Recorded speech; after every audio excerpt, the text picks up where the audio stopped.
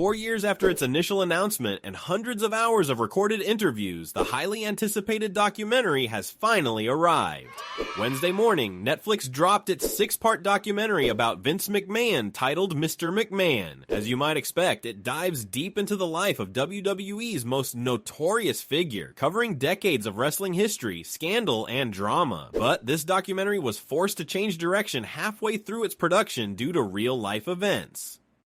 When the series began filming in 2021, the goal was to chronicle the life of WWE's longtime CEO. But with lawsuits, WWE's sale to TKO, and Vince's eventual fall from power, the focus shifted. So what exactly does the documentary cover, and is it worth your time? Stick around for a quick recap along with my thoughts and opinions.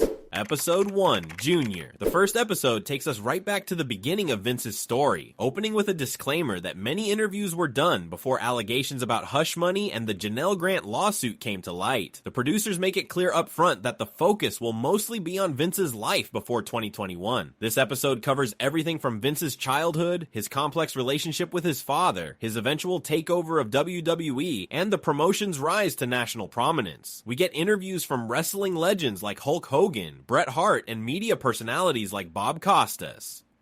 While much of the content was expected, including WWE's transition to becoming a global powerhouse, the episode also touches on some legal troubles, such as the 1987 John Stossel lawsuit and the 1990 Richard Belzer incident.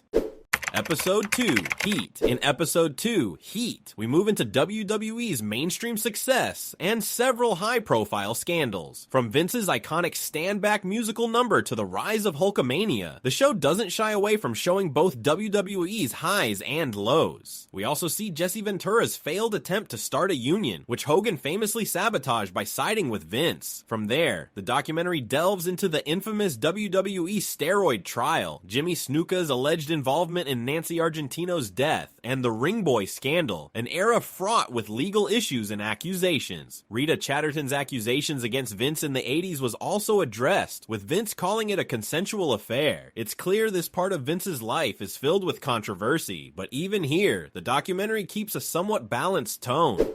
Episode 3, Screwjob. This episode opens by revisiting one of the earliest betrayals in WWE history, the infamous 1985 Wendy Richter Screwjob, where Vince McMahon orchestrated a title change without her knowledge. This set the tone for Vince's ruthless business tactics long before the more famous Montreal incident.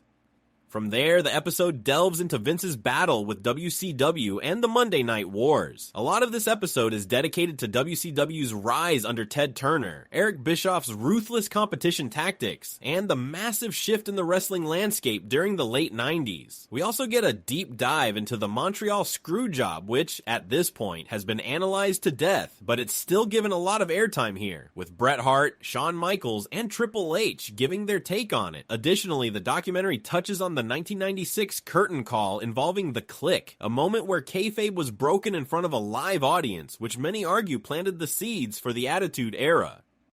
Episode 4, Attitude. At this point, the documentary hits a new gear, covering the infamous Attitude Era. This was when Vince, after the Montreal Screwjob, fully embraced his on-screen Mr. McMahon villain persona, fueling iconic rivalries with Stone Cold Steve Austin. We hear from Paul Heyman, who discusses ECW's influence, and The Rock, who rose to superstardom during this period. The poor treatment of women in this era is also touched upon, shedding light on the controversial storylines and objectification. The episode delves into how the rise of megastars like Stone Cold, DX, and The Rock ultimately won WWE the Monday Night Wars. There's also a segment on the unfortunate death of Owen Hart, though Vince's decision to continue the show is left largely unexplored. Episode 5, Family Business. Episode 5 shifts focus to Vince's family, covering everything from his childhood to the very public McMahon family feuds we saw on TV. We also see the complicated real-life relationship between Triple H and Stephanie, and some awkward moments regarding Vince's on-screen kiss with Trish Stratus.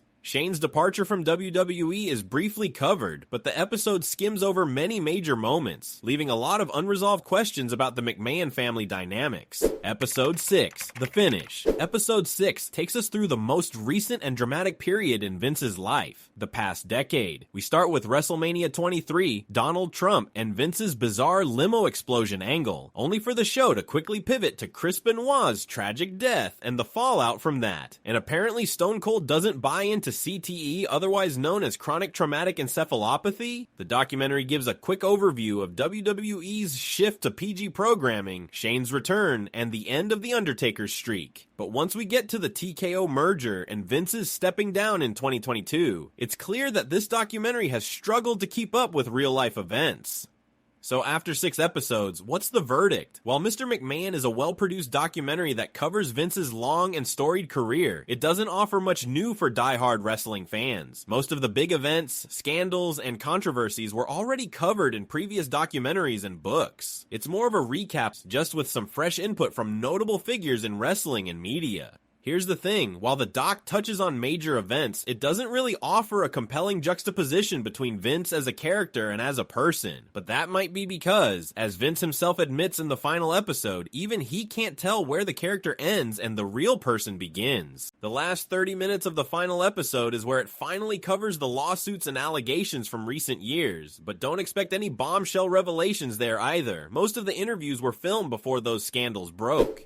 Some interesting tidbits. Hulk Hogan, in classic Hogan fashion, says he doesn't think WWE will survive without Vince. Yeah, Hogan is still Hogan. The Undertaker thankfully kept his comments more measured than expected. John Cena, well, he danced around the controversy as much as he could. Eric Bischoff and Bret Hart, they gave us exactly what you'd expect. Dave Meltzer actually impressed me with some thoughtful commentary, and Tony Atlas had some great insights on the backstage dynamics. Overall, it's an intriguing watch, equal parts unsettling and captivating. It doesn't go out of its way to paint Vince in a sympathetic light, nor does it villainize him any more than what longtime fans already know. However, if you're new to Vince McMahon's saga or want to hear directly from key WWE figures, it's definitely worth watching. Just don't go in expecting groundbreaking revelations. So what did you think of Netflix's Mr. McMahon? Let me know in the comments, and don't forget to like, share, and subscribe for more wrestling content.